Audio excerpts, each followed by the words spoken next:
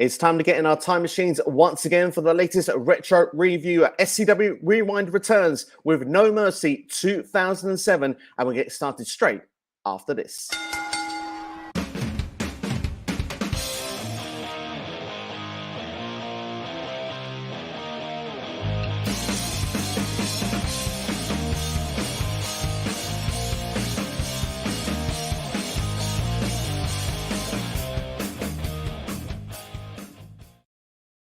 So it's time for another retro review. I can't do it on my own, can I? So without further ado, I've got a very special guest joining me this Throwback Thursday. It's the one, the only, Non-Stop Wrestling Chat. Barry, how are you doing, my good friend? Fantastic, man. How are you? Yeah, really good. It's great to have you back on the channel, as always. For people that don't know your content, then they should by now, really. Let's be honest. But please tell one about what you do. Pretty much everything. Daily reviews, retro reviews, watch-alongs, podcasts, you name it. I'm kind of on it. It's daily wrestling content, unless I'm doing fitness challenges. Literally a machine, this guy. Barry throws out content consistently all the time. He's so good with what he does. And yeah, if you're not subscribed, please make sure you do. The link is in the description. And like I say, yeah, it's great to have you on the channel as always. But the show we're going to be doing today is from 2007. It's what everyone actually voted for. It was No Mercy. So when you got this and said like you would do this review, was you looking forward to seeing this show once again? And I totally forgot about this show. It was like somewhere deep in my memory. So when you says it to me, I was like, I don't remember that at all. But when I checked it out, like I said, just before we started, I was cursing you a little bit, but it got better towards the end.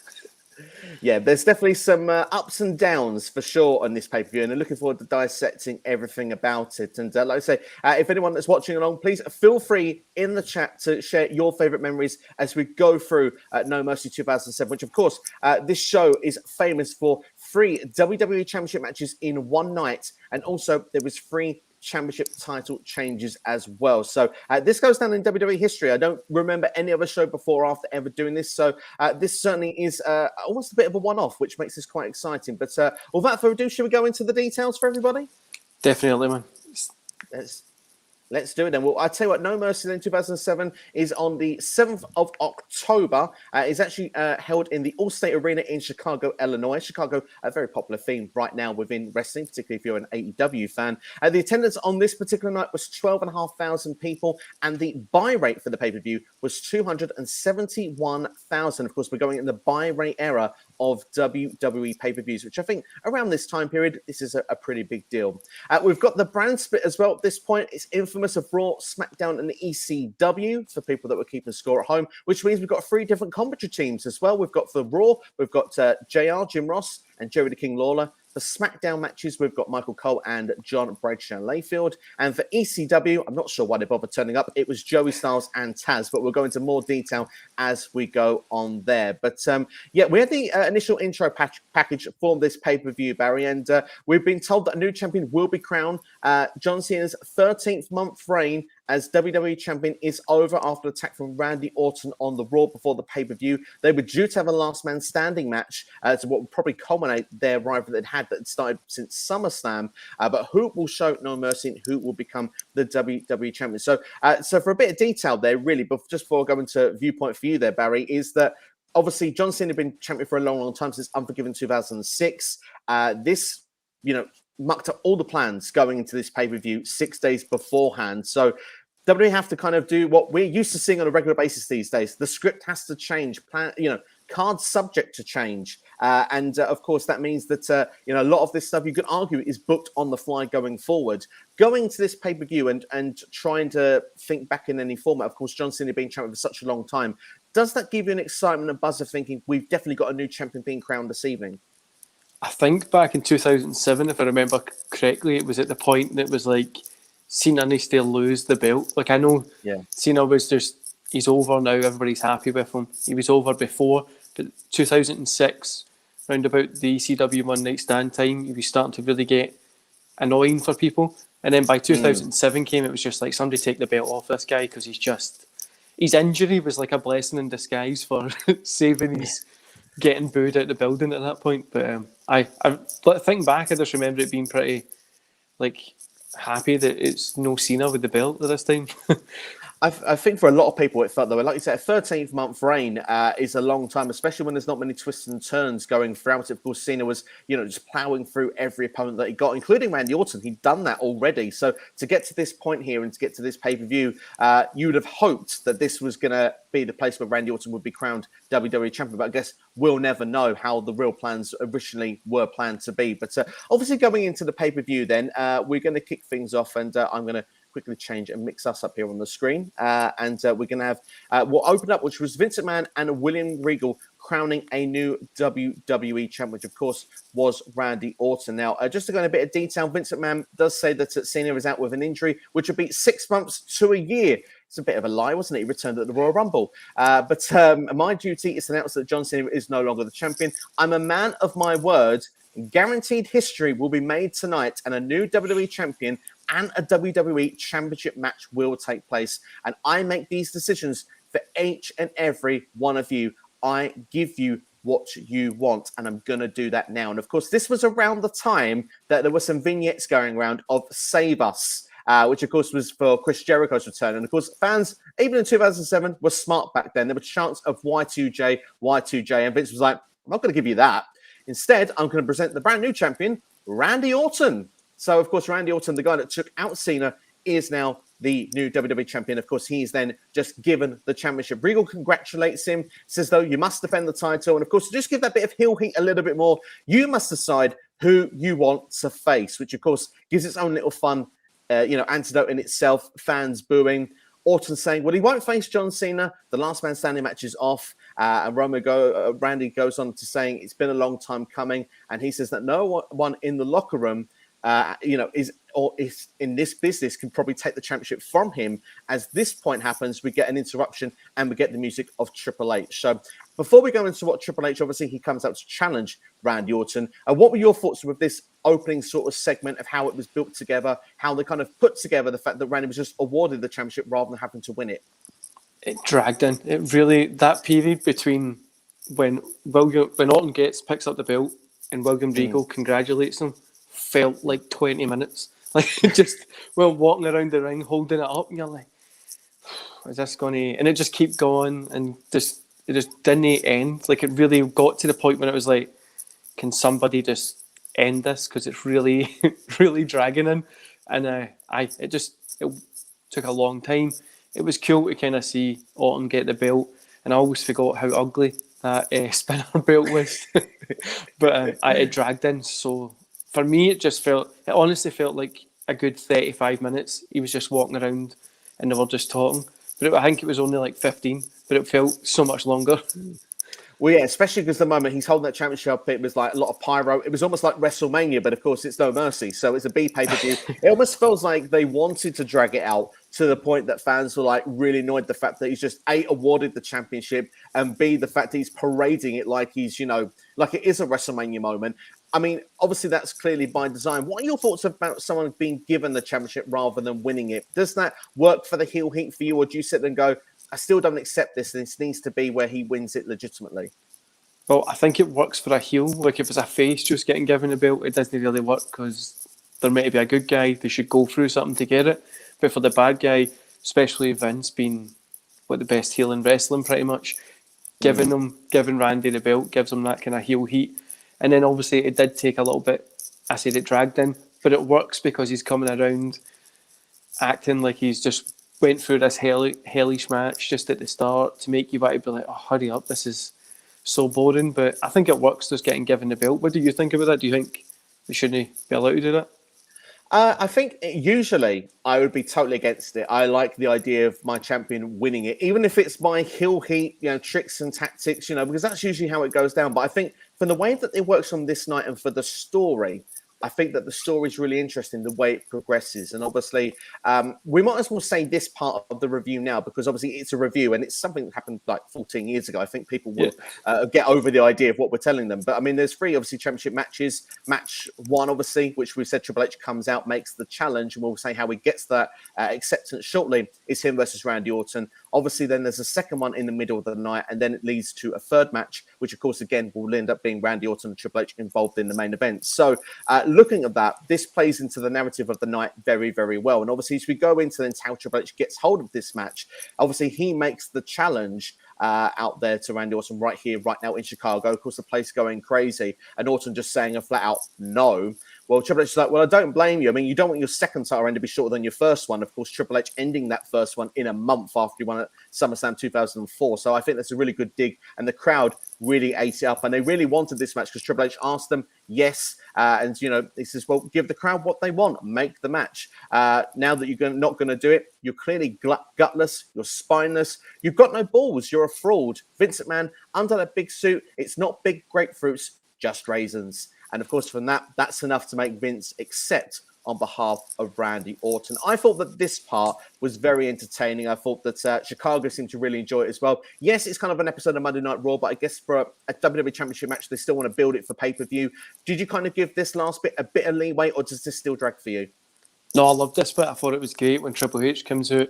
He's talking to Vince. Vince obviously gets heated, upset. He's like, no, you're going to get the match. If you're I just thought this was fun. It did seem like you're watching like a Raw, but it was fun to kind of give us a story going into the 3 matches that are on to this night.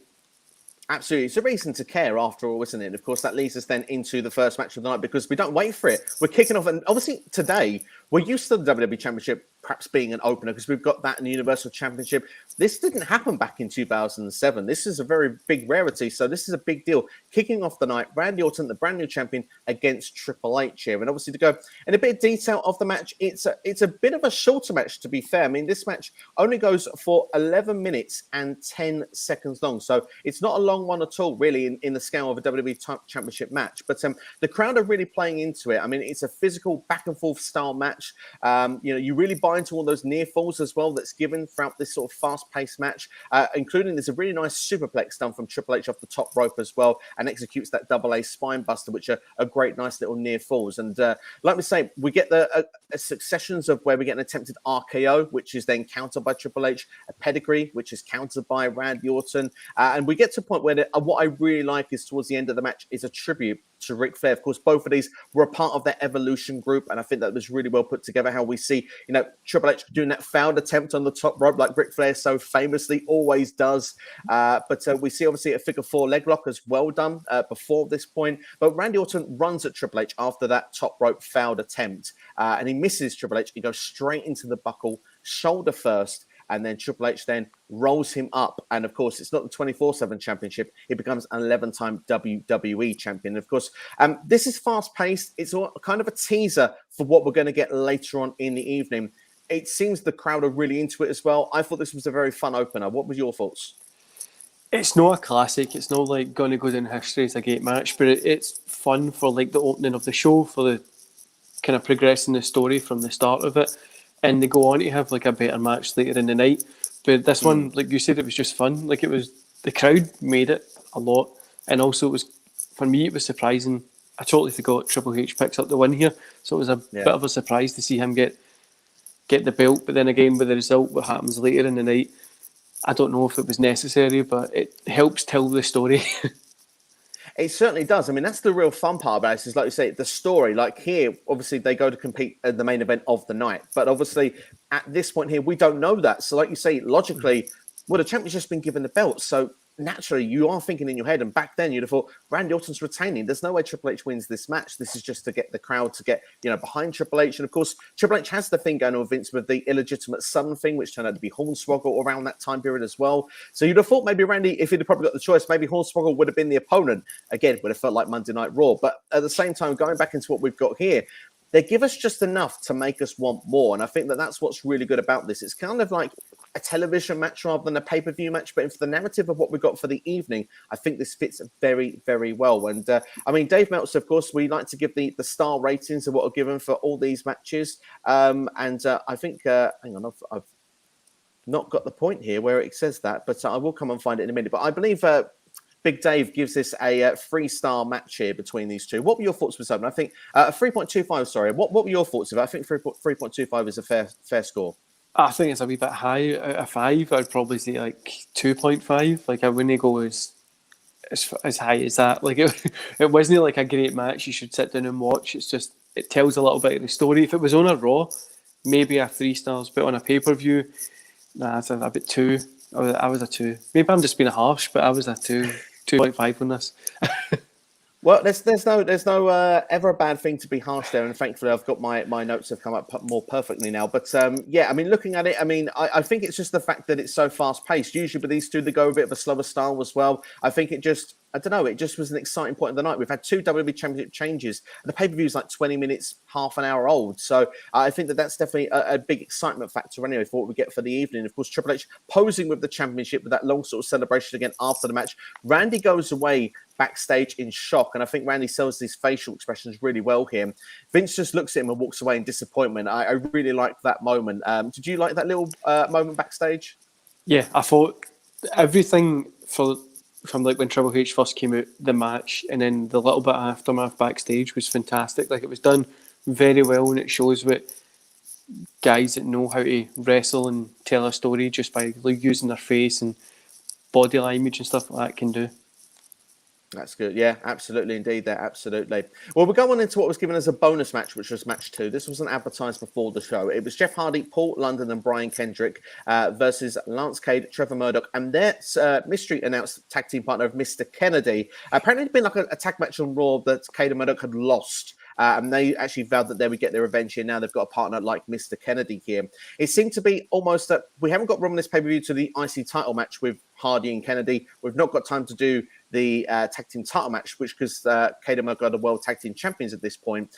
But we do have time to throw away a quick throwaway 6-man tag team match. It felt very much like TV, this one. And just to give a bit of detail on it, and we can get your rating on it, Barry, in a second, is that a lot of the beatdown is done on Brian Kendrick. We get the hot tag to Jeff Hardy. Very quickly hits a mean-looking sort of forward suplex or brainbuster on Trevor Murdoch. I'm not sure which one you'd classify it as, but Jeff Hardy hits the Swanton Bomb. Lance Cade makes the save.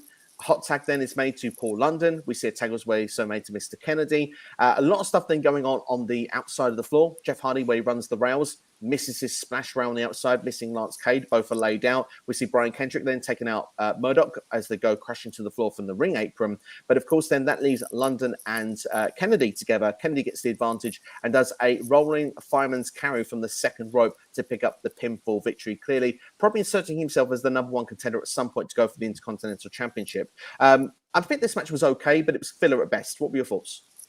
Just like you said, it was okay. I think if this match could have been removed completely from the pay-per-view, it didn't have to be there.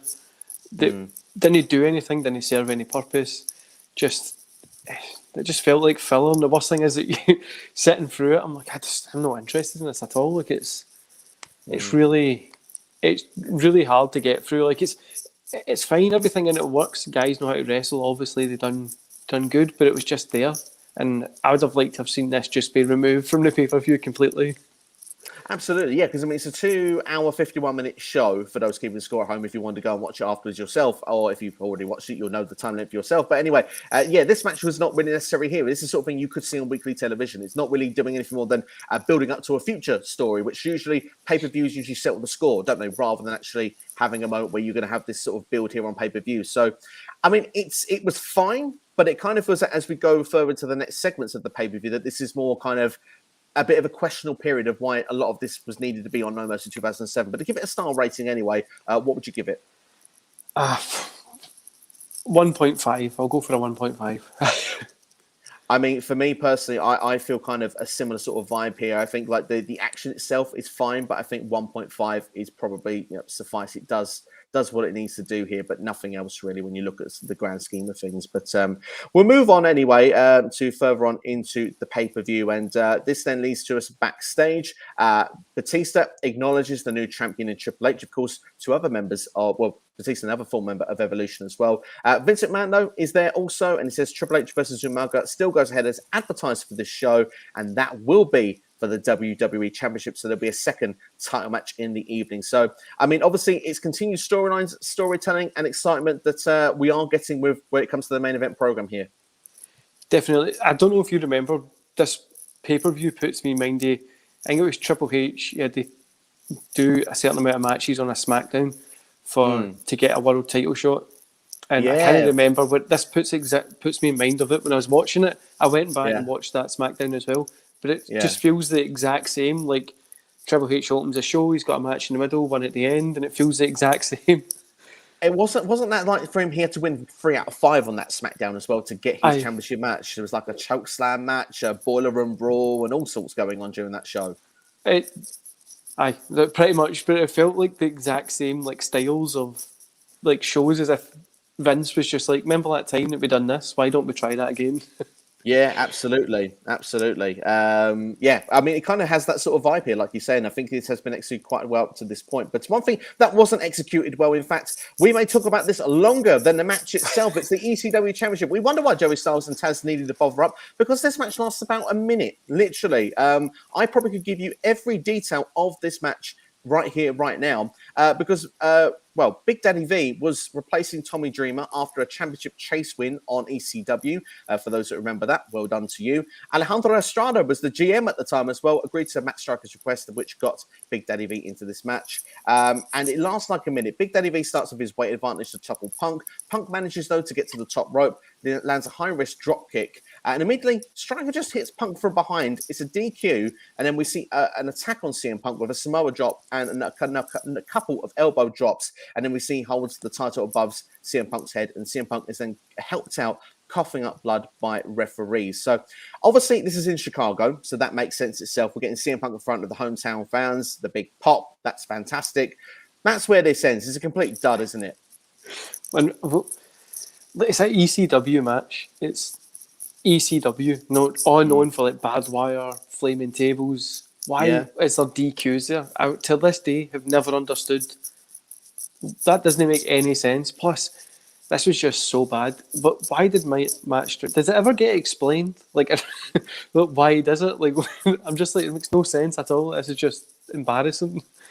It literally, this for me is where the low point of this pay-per-view really starts. Like I say, DQs just don't make sense in ECW environment at all. And to be fair, I mean, Big Daddy V is no longer with us, of course, so formerly of Viscera as well, King Mabel as well back in the day, but obviously at the latter part of his career here, not sure if it was the right fitting. They want to obviously build a story. One thing I can say is that CM Punk does overcome this story, because CM Punk ends up becoming, remaining champion, I think, till Chavo Guerrero, of all people, takes it back in early 2008. So, I mean, it's just one of those things. But clearly, this is more angle than actually match execution here on this pay-per-view. But again, it begs the question why it was here.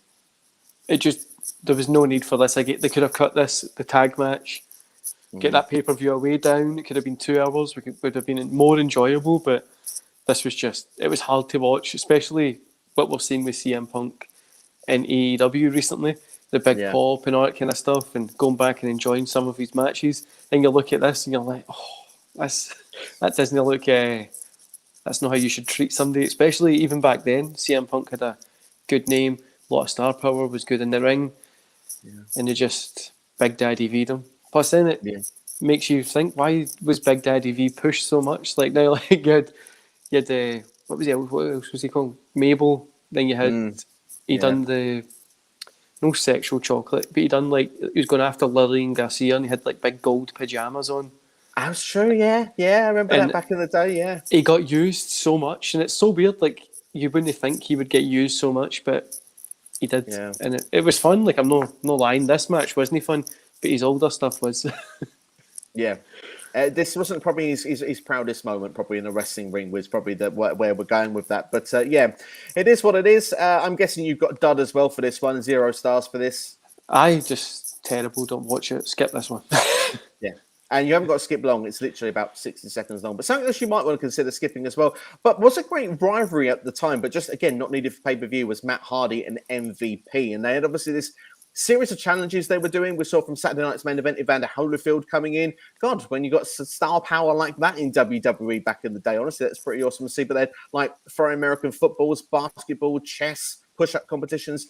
We get the pizza eating contest here. Taz hosting, obviously being in Chicago, known for their deep pan pizzas. Taz getting booed a little bit, obviously going on about New York pizzas. But this is just throwaway. It's Wrestle Crap 101, I think is the best way to put it. Matt Hardy wins this. Maria's keeping score for him. MVP saying that makes people fat eating pizzas, but he'll do it anyway. Melina not keeping score for him. Complete waste of time. It's like I say, I'm training for a 100-mile walk challenge within 48 hours, and I was cussing you out pretty hard at this point, man. I was like, I'm really hungry. I want to have some pizza. It's my favourite food. These guys are eating pizza, and we were getting called quite a lot of names at this point, but it was terrible. You could have skipped it. There was no need for me to sit and watch it. I just thought I'd watch it so in case we spoke about it. But I think the push-up challenge was my funniest one, the one that I enjoyed the best from this little thing. But it was no need for it to be here, wasn't it? No, like, again, you could have just removed this from the pay-per-view and kept it for a SmackDown or just put it somewhere else. Yeah, I think it seems a good idea in the boardroom, but in execution, it really doesn't work. I think even on a SmackDown, I think this would have dragged like hell. But just the same, I heard those cusses from far away. I felt it myself watching. I was like, oh, this was a bit painful. But, well, I suppose if you like puking storylines, I mean, MVP was wearing all white. You should know in wrestling, if you ever wear all white and you're a heel, something's going to go a bit wrong. Of course, Matt Hardy throws the pizza up all over him at the end. And, yeah. Not a pretty sight, full stop. But one thing that definitely redeems this show a little bit from this point onwards is match 4, which is another WWE Championship match. We've got Triple H then defending his championship after winning it not long ago against Umaga. Now, before going into any details of the match and the story that leads to this match, I just want to have a small talk just to say how incredible Umaga was back in the day, an incredible athlete for a guy his size. Man, he's a fantastic storyteller as well. I met him when I was a kid. And he was just huge, like just such a cool guy. And it's weird that back then, if I don't know if you were the same, you didn't really look at him as like a main event talent. But then now you're like really missed out on just a great wrestler to be a fan of as well. Because every match he puts on is consistently great. But maybe not this one. But every match he puts on is just a really fun watch. Yeah, and the thing is, like, I would say almost probably underappreciated if you look back at Umaga's probably career, particularly at the time he was around. I mean, obviously he's sadly no longer with us, but did such fantastic work. You go back and watch classics with John Cena, like you say, and other matches like WrestleMania 23 with Lashley. There's so many great moments with Umaga, but obviously this one is a shorter match, but certainly there are some fun details that lead to this nonetheless. And just to quickly go over the story detail, because this match was advertised beforehand, before it became a WWE Championship match. Basically, it comes from the idea that Triple H has been lacking respect with Vince McMahon after learning the illegitimate son storyline that we mentioned earlier, which would turn out to be Hornswoggle, was no longer going to be Mr. Kennedy. Vince then sets the match for No Mercy versus Umaga, and we see that Umaga had been taken out for 3 weeks with a sledgehammer. On return, Umaga didn't fear the sledgehammer on return, but actually does still retreat from the game in rings. So, yeah, I mean, going into the match itself, then it seems to be quite a short match, only about 6 minutes long. Umaga goes on the attack early doors, but misses the game, going flying over the top rope. But Umaga quickly does focus his attack on Triple H's ribs with a Samoan drop. We see a tilt-a-world slam, headbutt as well to the sternum. But Umaga misses his running attack where he sort of runs to the corner, spins, and then hits his bottom first reel into the buckle. After that, he then misses flying him headfirst to actually in the top of the turnbuckle, the actual ring pole, and then goes into a pedigree, and Triple H gets the victory. Now, obviously, this match clearly was meant to be longer if you go with the original storytelling, but clearly Triple H here in the second of what would end up being 3 matches, clearly they had to cut time somewhere. But what they did with this match here, they managed to tell a story well enough of knowing that Umaga was going to take out a body part, and that point, Triple H, when he would go into the third match, would be hurt. I like that aspect of the continuing narrative of the night, but yeah, I would agree that this match wasn't the strongest. But Barry, what were your thoughts looking at this? I agree with you there with the body part was great storytelling to continue throughout the night. What I would recommend if people want to see Umaga Triple H have a good match is go watch the one at Cyber Sunday 2007. I think that was the match that was meant to happen on No Mercy because it's a really good one. This one, for me, it was a miss. It's too short. It doesn't really do much apart from just advance that story. And if they wanted to, they could have just made Umaga attack Triple H here, just have him attack him in the back or hit a body part in the back or something like that. It would have made more sense instead of from doing a 6-minute match that doesn't do both these guys really anything here. No, it kind of does do a bit of a disservice. I mean, Umaga at this point had been losing matches, obviously, throughout a lot of these sort of stories that we had. So it wasn't like he was a stranger to losing matches at this point. But I would have liked to have seen this match go at least double the time because I think they could have had more time to tell a story. It's just the fact that Triple H obviously is wrestling so much on one night here. I guess it probably gets to a point where it's maybe a bit too much for the game to be doing so much in one night. It's almost like he's going through the gauntlet here, as we mentioned earlier in the stream. Definitely, but I think if you replaced this with like like getting attacked in the back or something like we might have a match tonight, we don't. There's some sort of story like that would have made more sense because then they do go in to face each other the month after, so you could have continued a story there. For me, it just wasn't. It wasn't a fun watch. It was okay, but didn't really do anything for me. No. Well, Dave Mercer gives this 1.5 star. What would you give it? I gave it 1 star, so quite close to what Dave gave it. Yeah, I'm going to be a bit generous today. I'm going to give it a 2 just because of the fact I enjoyed the narrative of where it goes, but I would have liked it seen it been longer. Like you said, though, will just say I agree with you because the idea here, Umaga's the hired gun for Vince McMahon at this point. He's not there necessarily. They'd like him to win the championship, but clearly the end goal or the original goal was to get Randy Orton to become WWE champion. So just to have done the attack in the back, Umaga hasn't got to take the fall, I think may have made potentially could have made more sense here, but at the same time, to have 3 WWE Championship matches in one night is kind of a spectacle itself. So I do see both sides of the argument. Certainly, it leads to more interesting moments as we go through the night. Yep. We mentioned about the vignette for Chris Jericho, the second coming, the return of Y2J. Obviously, we don't know at this point it's Y2J, but we do see a vignette for it. So, yeah, we get that excitement period there. And we get as well the great Khali. He's meditating before his Punjabi prison match. All right. Not sure why we need to see that, but we saw it nonetheless. We then get what's a fun little match between Rey Mysterio will be taking place next now, and Finley is the next match on the card here. And what I like with this is a good clash of styles here. Obviously, Finley is kind of that more slower brawler, physical type athlete, and you got Rey Mysterio, who's kind of like the faster pace. He's kind of, does the high flying maneuvers. These two, I think, do have a fairly good match. But what I would say is we get the story of the fact that Rey taking a beat down from Finley going into this match, and we didn't really know why. But also Michael Cole did turn around and say that, well, Finley wants to be in the world title picture where Rey Mysterio is a contender. So we get asked the question and the answer in the same way. It's kind of like when Michael Cole says that a Michinoku driver is a blue thunder bomb or vice versa. But yeah, it's one of them style blunders. But anyway, we go into it. But the match itself, we see Rey Mysterio using a nice little springboard splash from the apron early in the match. But towards the finish, we see the cheap tactics and the brawling style of Finley taking off the turnbuckle pad, which of course distracts the referee, who's Jimmy Corderas in this particular one. We see then Finley try to use the shillelagh. Remember that, of course. Every time Finley had to have a shillelagh, of course, that was a failed attempt as well. We see, though, that Finley's on the ring apron and Rey Mysterio misses a 619 attempt, but moments later does hit a leg drop from the turnbuckle, which actually then puts Finley between the middle rope, and then he goes hitting the back of his head on the floor. Jimmy Corderas calls for doctors, and you can see Finley is okay, but the crowd don't really see that, so they buy into everything that's been done here. Finley is put onto a stretcher. This match is given as a no contest after a 9-minute match, but as he's wheeled to the back, Finley gets up and then he attacks Rey on the floor, giving a brutal beatdown. So clearly showing that at the time period, the time frame here, obviously, a lot of feuds would carry over to other pay-per-views. It were never really ones and dones. But for the match itself, I thought the match was actually going really, really well, and I was enjoying it. But I do feel the finish really left me a bit of a sour taste. How do you feel? The exact same, man. These two guys, I don't understand why, why we go for the plain possum to get the DQ, to get disqualified if he wants to be in the world title picture. Surely you would want to beat the person instead of from and then. After this, I don't know if we'll say he gets up and he attacks Rey. It kind of doesn't make any sense. It's like this doesn't really. I don't know. I'm like it doesn't make sense. Again, I feel like I'm being mega negative to this this part of the show, but it just didn't really sit with me. I'm like I don't really care. Rey Mysterio is obviously a good wrestler. Finley works well. The two of them together, like you said, clash of styles. It should be good, but this one just doesn't really do it. I don't get the DQ.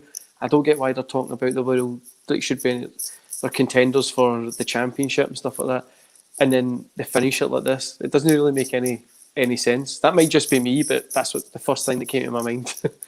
Well, I felt that as well, but I mean, I suppose to throw a question as you're talking there, I suppose does Finley realise by trying to pull off the buckle pad, trying to use the shillelagh, he's got himself in deep water and actually realises, well, actually, I'm not good enough to do this. So maybe I try and find a way out of the match to delay it another day, weaken Rey Mysterio further, then on another night I can get that victory. Do you reckon that's more like the tactic he's going for, but still probably not the best viewing for the viewer at home?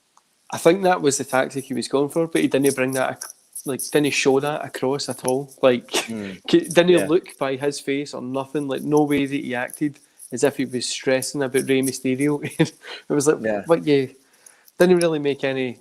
For me, it felt like it was just another filler match that was there. They go on to have better matches again, but this one just kind of feels like filler. The whole, pretty much, apart from the 3 main title matches, the Punjabi and prison match as well. Everything else in this just kind of feels just there. Yeah, a little bit. It does kind of have that feeling. I would agree with you. But, I mean, Dave Meltzer goes to give this one 2 3/4 star. I think that's a fairly fair representation of how the ring action was going. But the finish for me sours it a bit. So I'm going to go for a 2.5. How about you? I gave it a 1.5, man. I'm being very, very down on this pay-per-view. You've got to say what you feel. I mean, if you're feeling it, you can't hold back. If that's the feeling, then go with it, my man. It was just that ending as well, what you were saying there. Like, it didn't really make any sense why you done it. For me, I was like, why are you playing possum here to get up and attack, and then you want to be in a world championship picture, so why are you doing these underhanded things since the world champion was Batista or Triple H, whoever you were going to go after? It doesn't really make sense for me. No, I understand that entirely. Well, we go backstage anyway, and Vince confronts Triple H once again, and he's in the medical room, Triple H, this time. And he said that Vince McMahon goes, I said I would create history tonight, and we have. I guarantee the new champion, and I guarantee the championship match. But history isn't finished yet. I give people what they want. Orton wants his automatic rematch clause, and it will be a last man standing match. That's if you can stand at all. For me, again, great detail, great narrative story continuing through the night. And obviously, we've got our main event sorted because obviously having 2 WWE Championship matches at the start and the middle of the show, well, where was the show going to finish? I suppose the Punjabi prison could have been in the way, but to have this, there's definitely a lot more of an excitement factor knowing we've got a last man standing match as advertised, but with Triple H and Randy Orton. Definitely. I think it was such a cool thing to bring in. And I don't know if you feel this as well, as everybody always got a rematch clause that was in like the contract. Anytime you lose the belt, you get a rematch clause. And then today, it seems as if they forgot about that today. Because then sometimes when I watch it, I'm like, did they not get the rematch clause? Like, when did they change that in the contract? Just take it out randomly. But it makes it, you're interested to see the rest of the show, especially after the 4 matches that we've just went through that weren't they too good? Absolutely indeed. Well, we'll go on to what will be match 6 of the night anyway, and that is the Women's Championship at the time, which was Candice Michelle, the champion, defending against Beth Phoenix, the Glamazon. This match wasn't given too long, but I would say for matches around the time period, because obviously women's wrestling is on a completely different level here, and obviously, I mean, it was only given 4 minutes and 36 seconds, which shows it's not enough time really to tell the story, but I thought the in-ring action itself wasn't too bad. Beth Phoenix definitely is a level above a lot of the athletes were back then, using that power game. I remember seeing her use that sort of splash that she did, which was quite physical as well. I mean, Candice LeRae was basically looking to escape at all odds here, but eventually she falls victim to Beth Phoenix, and the cradle suplex, which was her finisher at this point when first debuting in WWE, gets the finish. And we see Beth Phoenix after the match, they're saying it's a new era, the era of the Glamazon, and it's the perfect combination of strength and beauty.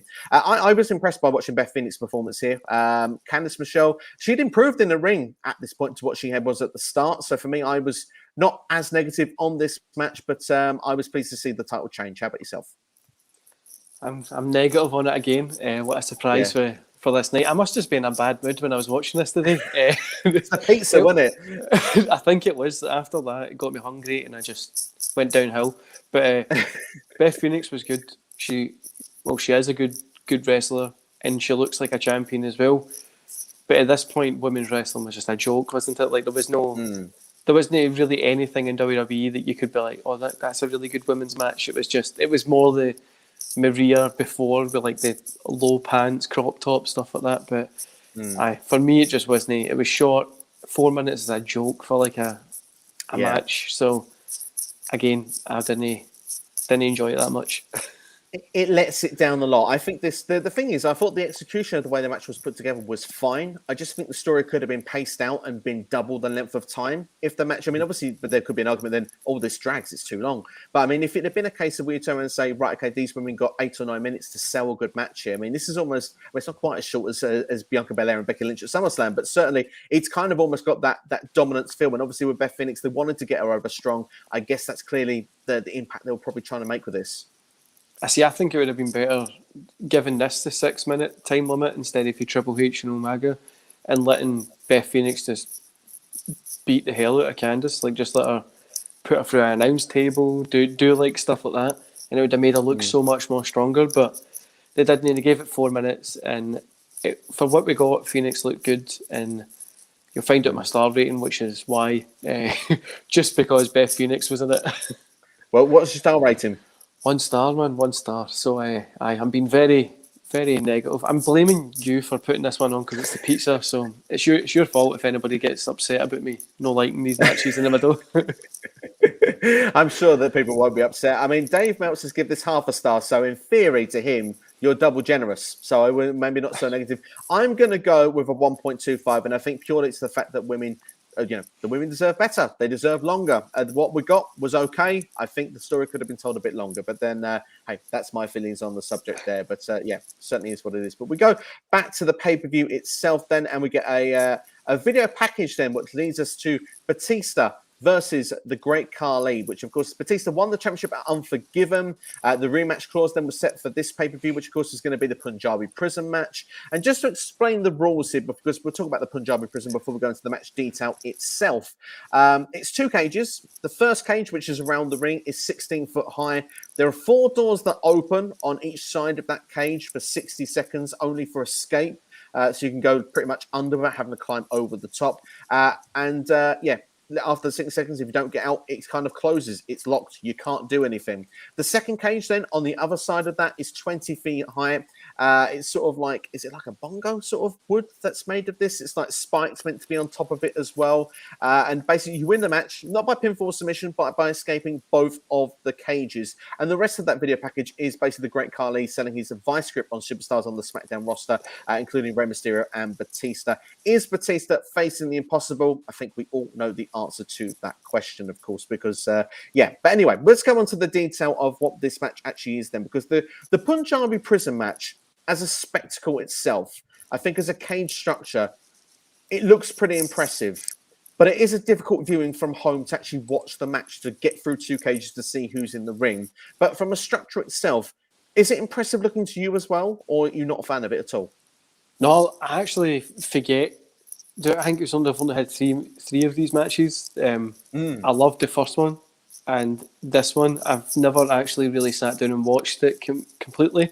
So getting to go back and watch this was fun. But the cage, and I love the way it looks. It looks very intimidating and looks like just too bad they've never really had like a really good story that's gone into it, like a Undertaker Mick Foley going in there and just doing crazy stuff would be cool. But I love the look of it. I think it looks really, really intimidating, and the bamboo looks a little bit different as well.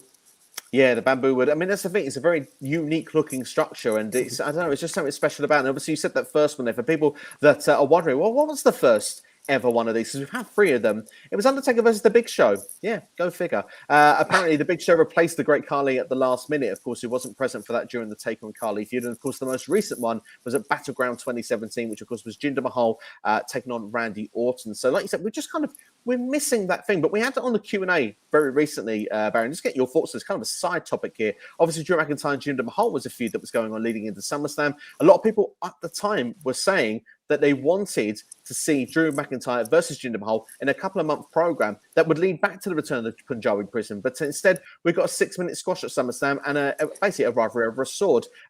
Would you like to have seen that brought into the Drew McIntyre Jinder Mahal feud?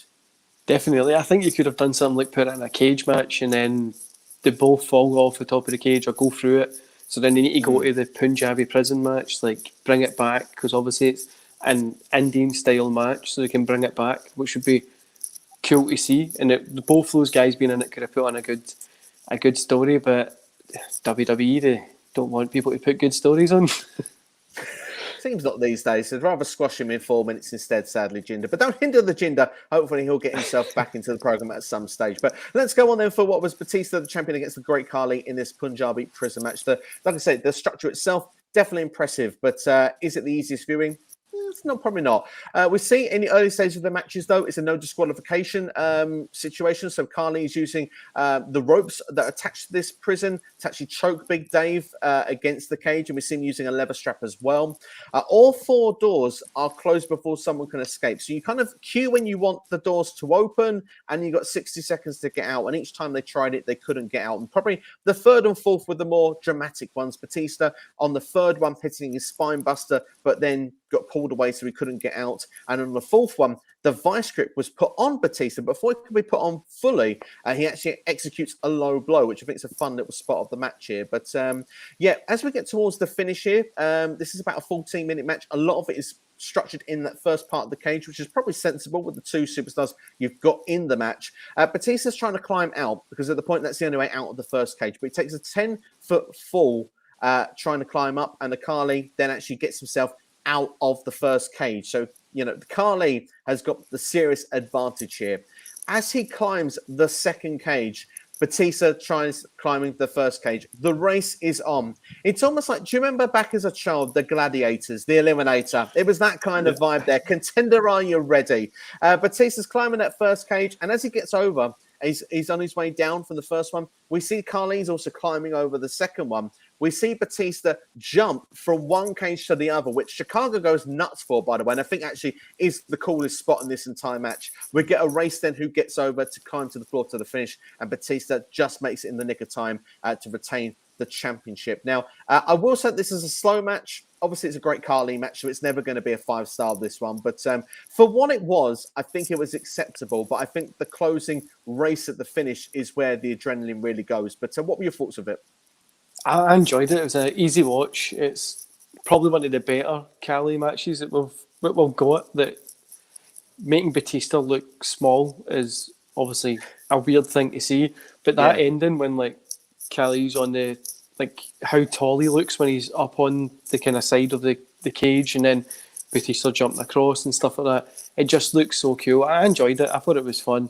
And for what type of match it is, obviously, it took me about 5 minutes to realise that it wasn't a light that was changing the mat colour. It was actually just changed to like a sand colour. So I was trying to figure out if it's like they've changed the mat colour or was it a light. So I was sitting there like, there's no shadows, it can't be a light. But once that period went away, it's a fun match, and the ending is probably, like you said, the best part of it. And it was just a very fun. A match you wouldn't think would work with like Batista and Khali. You wouldn't think it would work, but it does. Yeah, it does. I think the thing is, I think the second half of the match is better than the first half. From when I said then, the point of like the third time when the cage goes down, for me, I preferred that match from that point onwards. I think it took me a bit of time to get into it, but definitely the finish of the match certainly gets the heart pumping, because there is a point where you think, well, Khali had been world champion earlier that year. It seemed believable he could win it, especially when he's one cage ahead of him. So I think that this was well executed, the way that they've done the finish, and the crowd really popped hard for Batista getting that victory. So I think overall this wasn't too bad. Like I said, the match itself was 14 minutes and 50 seconds here. Dave Mertz's give this a 1.25 star, so clearly not a fan. Barry, you seem to be a bit more positive with this match. What would you give it as a star rating? I gave it a 2.5, so all my stars for the other matches have came to this one. So I gave it a 2.5 stars because it was fun. The ending was the funnest part, but it was just a fun watch. Yeah, I'd have to agree with you. I'm going to go with 2.5 as well. I mean, I don't think it's got awful. I think that it's all right. I think it's smack bang in the middle. For me, it's an average match, but from a great Khali perspective match, I enjoyed it. And I think that they definitely did what they need to do with the narrative, the story, and they did put some excitement in there from that second half of that match. So yeah, I think 2.5 is a great shout for it. So that's the World Heavyweight Championship and the Punjabi Prism. Well, just before we go to the main event, then Triple H does talk to Todd Gresham, and he says that this is a dangerous business when asked if he's hurt, and he says that we know what we're signing up for, but I'm just going to get started. I'm just getting started, and Orton, take my advice. This is a dangerous business. Get ready in this match to get hurt, and of course that leads us then to what will be our main event of this show and the third WWE Championship match. That's right. Triple H will be defending against Randy Orton in a last man standing match. And Barry, I've got quite a bit of detail on this match because this match for me is match of the night. There's a lot going on from the very, very beginning. And we'll break this match down and talk about it in parts because there's an immediate brawl just to begin this match off. And Randy wastes no time in going for Triple H's ribs, including stopping a pedigree on the ramp outside, actually pulling the game's legs so he lands on his back and ribs first on the rampway. Very painful looking spot. And I love the early signs as well from that, because we see those Viper, the apex predator sort of character really coming into Randy at this time. You know, when he does the stomp to Triple H's ribs and he just holds that foot in there, he just really leads that in there for effect. And that's, you could really start seeing that transition of that character going into the Viper at this point, couldn't you? Definitely. You could see that.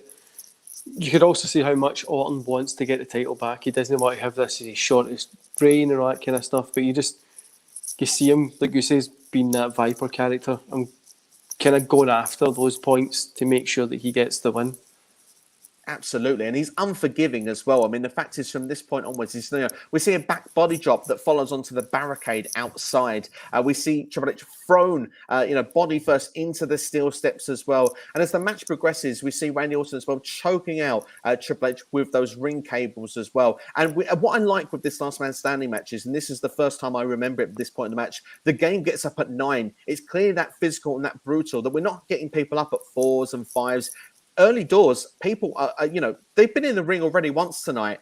Triple H gets up at this stage at the count of 9, which makes you believe every form that it could finish at any point. Definitely, like it's a very well done Last Man Standing match, and it's cool seeing them, like you say, get up at that point when they're getting up at the 9s, 8s, instead of from just like getting up at 2s, 3s, or 4s, which is like, what's the point in going down then if you can get up then?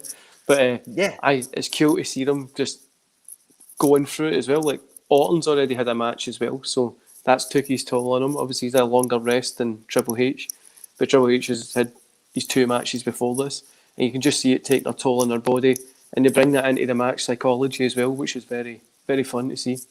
Absolutely. And the thing is as well, you make the point that Triple H actually and Randy Orton both being there previously, but Randy Orton as well lost his match, even though he's been in one less match. He lost that match. Triple H has won both of his matches, but you can see that turning the tail on the body at this point. They're both now on the outside of the floor here, and Orton hits Triple H with the monitor.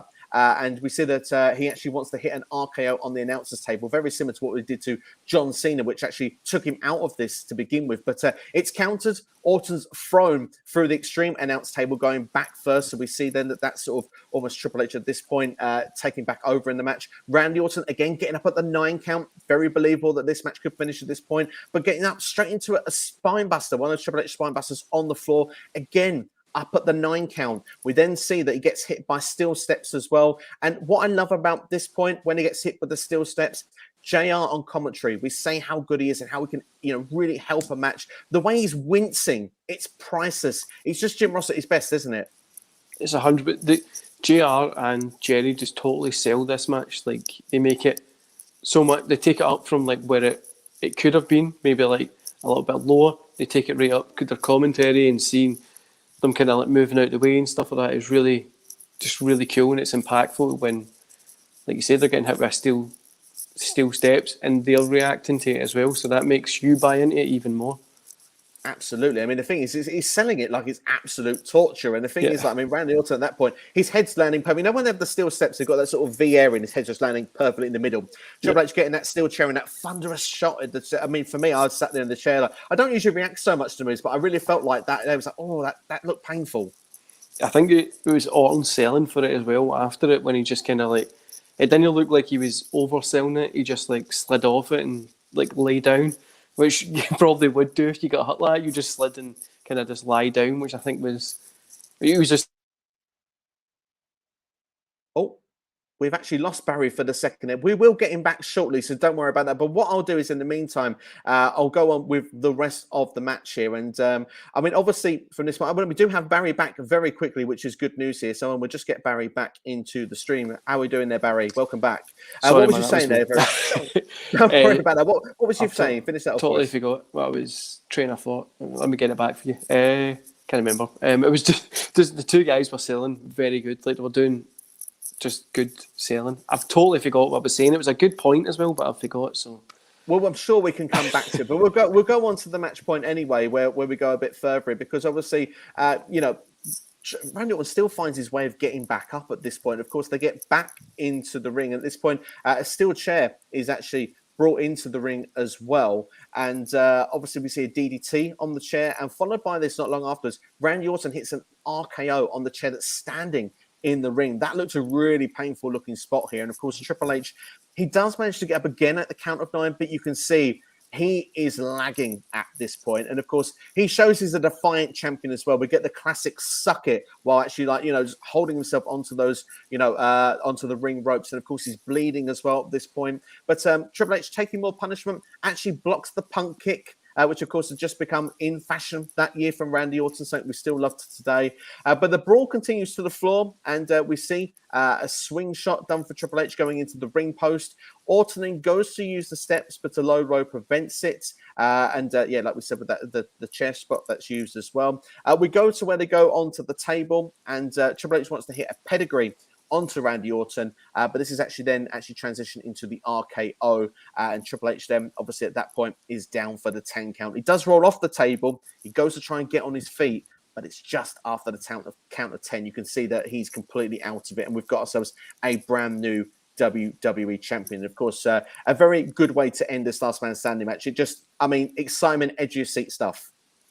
Definitely. I love how the heel didn't get any blood, but then the babyface was bleeding, which was cool to see that the babyface is trying to go through this and overcome this, and it just told the story well. But it was edge of the seat exciting. Like, I was reacting to a lot of stuff that was happening in this match, and after watching wrestling for as long as we have, you don't react to it as much as what you used to. No, absolutely not. Usually you kind of get a little bit, insensitive to what happens. It's kind of like we know that these guys are trained athletes and know what they're doing, but obviously we see stuff like this, and the story's just told so well. And because it's a story from the start of the night to the end of the night, I love there's almost like perfect symmetry with this, because as I said at the point at the beginning of the video, no champion should be just handed the championship, in my opinion. But with the story of the way this is executed through the night, Randy Orton, he's given the championship. He loses it within 10, 15 minutes of getting it. He gets himself where he gets it to the end of the night and goes through a hellacious last man standing match. He has to go and do everything and more to put Triple H finally down after Vince McMahon's tried to get one up on Triple H the whole evening. And Randy Orton, by the end of the night, is a leaving WWE champion, but a deserved one, because he's gone through a match to do so. Definitely. I think it's, like I said at the start, I wasn't sure him losing so early made sense, but when it gets to the end of the show, it makes sense, and because he goes through something to get it back. So it's kind of like, you don't like him, he's a heel, but you kind of need to respect him because he's went through all this stuff. So he's like a heel that you need to kind of like, which was a fun way to book it. And I think both these guys have just went, we're just going to run this show and they're going to make it work, and the two of them did. Like, the good thing about WWE Network is you can skip all those middle matches that we went through that weren't that good, and just go for those two and see the story in its entirety, and it'll just be great. Absolutely. I would say that definitely it's the highlight of the whole show, seeing with this. And clearly this is easily match of the night when you go through the detail. And I think Big Dave as well goes with the same for the star rating. He's gone with 4.25 star here for the rating of this match. And I'm actually inclined to agree with him. I don't always agree with Dave Meltzer's star ratings, but I think that it's definitely, there's excitement throughout on this one. And I really enjoyed this. It's one of those ones where there was filler in the middle of this show, but it's how you leave them, isn't it? And I went home happy after watching this main event. Yeah, I give it a 3.5 because I'm being more negative than normal tonight. But it is, like you say, like, me thinking about this show, like, I wouldn't recommend it now to go back and sit and watch it, but I would recommend these matches. But if I was there live and I was going home, I'd be like, that was one fantastic show. Like, that was a really great show, because you're remembering Orton, Triple H, the Punjabi prison match, and that's about it. You remember those moments from it, and you'd be like, that was a pretty good show. Apart from obviously all those matches that didn't need to be there, they could have just had those two guys go out and wrestle for 60 minutes, give us an Iron Man last man standing match or something, and send everybody home happy. Yeah, absolutely, totally. Well, I mean, to give it as a sort of final grade then of this pay-per-view out of 5, what would you give the whole pay-per-view as a total? As a total, I would give it a 2 stars because it had a lot of stuff that just shouldn't have been there. Just going by the storytelling and the Triple H Orton stuff, I'd say that would take it up to like 2.5. But as a show, as a whole, it would just be a 2 stars because you should need to skip through pretty much all this show just to get 4 matches out of it, which is for a 2 hour, just 10 minutes under 3 hours. It's a long show that didn't need to be that long. Yeah, absolutely. I mean, if this was like the In Your House days, like you said there, and this was a 2-hour show and you had a lot of that focused in with the majority of the show, you're talking this is up there with like a 4.5 out of 5 kind of vibe. But because there's that filler in there, I, of course, will be more generous because that's my nature.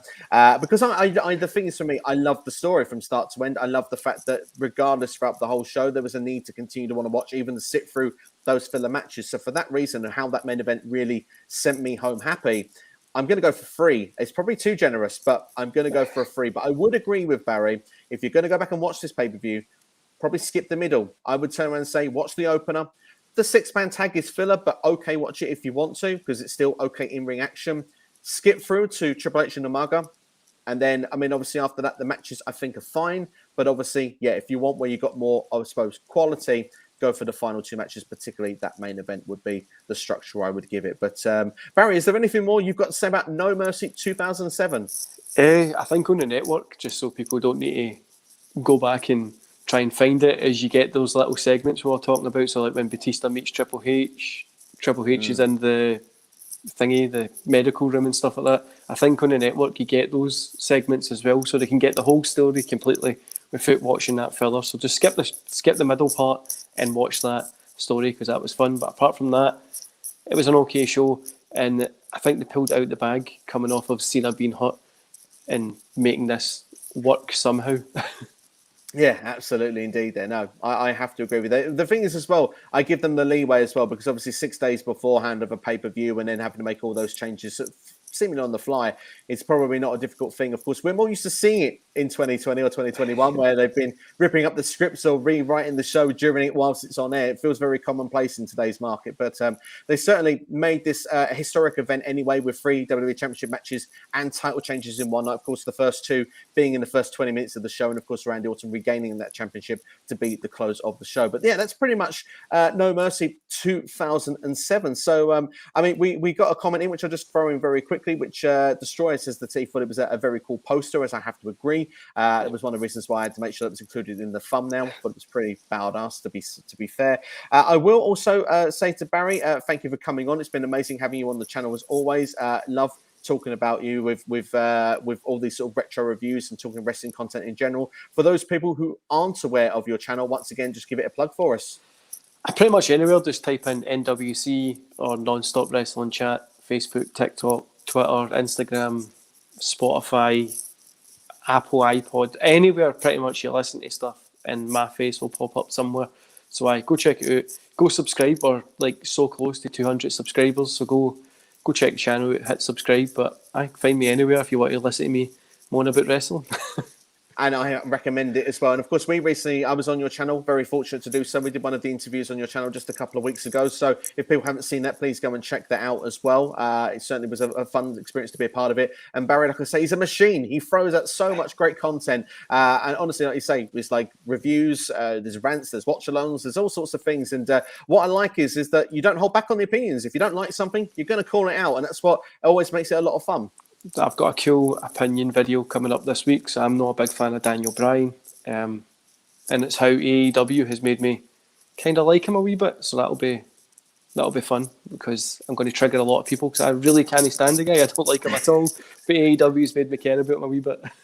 I like it. Well, I'll tell you what, that itself makes it a must-watch for me. So I'm looking forward to seeing that when that drops later this week. But one more little note, I would just say before asking people obviously to like, well, I will do it now. Please like, share, and subscribe if you haven't already to this channel as well. And of course, the latest live Q&A is available for you right now, which of course I had Wrestling by Waldridge on there yesterday. It was great fun discussing the likes of the fallout of AEW All Out, of course, as well with Kevin Owens, the contract expiry situation, and as well as that, talking about where WWE can improve going forward. So there's a lot of meat and detail on that video. I recommend people go and check out if they haven't already. But yeah, just to say, we put another poll up for what the next retro review is. So yeah, it's been put in the community section for the last week or so, and it's now to say the winner and the next SCW Rewind will be the Extreme Rules 2012 pay-per-view. That's right, it was an extreme poll. We had the likes of One Night Stand 2005, 2006, as well as that some ECW classics with Living Dangerously 98 and Guilty as Charged 99. But we've gone for Extreme Rules 2012. So thank you to everyone that has been voting. That will be dropping later I think it'll be next week, and look to do it on the 18th of September. Barry, are you available on that day by any chance? I should be. Just need to check my schedules and stuff like that as well. Well, we will have to see the situation. We get you back on for that one. Scott Retro Wrestling has also said he will come on. He was going to join this one, but of course in the polling, Fully Loaded 2000 didn't win. He got a bit upset about that, but no, he's just joking. He had to work, sadly. He couldn't be with us today, but give a shout out to Scott Retro Wrestling as well. Fantastic retro content he's got, and look forward to having him involved with that as well. But yeah, Extreme Rules 2012 will be the one that will be dropping on Saturday. That'll be the 18th of September this month. And then, of course, later this month will be a new poll for October. So we're looking forward to doing that later in the month. But anyway, that's all from us anyway. Thank you for watching. And yeah, enjoy the rest of your Thursday. It's been Throwback Thursday. SCW has done another rewind. Thank you, Barry, NonStop Wrestling Chat, for being on as always. All the best. We'll see you next time. And if you do go back, enjoy No Mercy 2007. See you soon.